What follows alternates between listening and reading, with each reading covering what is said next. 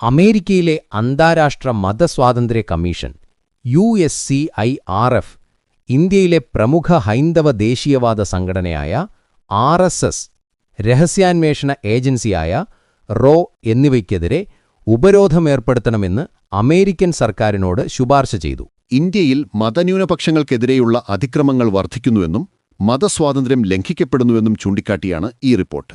RSS, raw എന്നീ സംഘടനകളുമായി ബന്ധപ്പെട്ട വ്യക്തികളുടെ ആസ്തികൾ മരവിപ്പിക്കാനും അവർക്ക് അമേരിക്കയിലേക്ക് യാത്രാവിലക്ക് ഏർപ്പെടുത്താനുമാണ് കമ്മീഷൻ ആവശ്യപ്പെട്ടിരിക്കുന്നത്. മതസ്വാതന്ത്ര്യത്തിന്റെ കാര്യത്തിൽ ഇന്ത്യയെ പ്രത്യേക ആശങ്കയുള്ള രാജ്യം, country of particular concern CPC ആയി പ്രഖ്യാപിക്കണമെന്നും റിപ്പോർട്ടിൽ പറയുന്നു. തുടർച്ചയായ 7ാം വർഷമാണ് ഈ ശുപാർശ നൽകുന്നത്. ഇന്ത്യയുമായുള്ള പ്രതിരോധ സഹകരണവും വ്യാപാര കരാറുകളും മതസ്വാതന്ത്ര്യത്തിലെ പുരോഗതിയുമായി ബന്ധിപ്പിക്കണമെന്നും ഇന്ത്യയിലേക്കുള്ള ആയുധ വിൽപ്പന തടയണമെന്നും കമ്മീഷൻ ആവശ്യപ്പെട്ടു.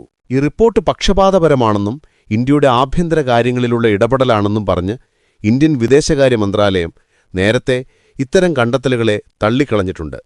ഇതൊരു സ്വതന്ത്ര ഉപദേശക സമിതിയുടെ ശുപാർശ മാത്രമാണ്. ഇതിന്മേൽ അന്തിമ തീരുമാനമെടുക്കേണ്ടത് അമേരിക്കൻ വിദേശകാര്യ വകുപ്പാണ്.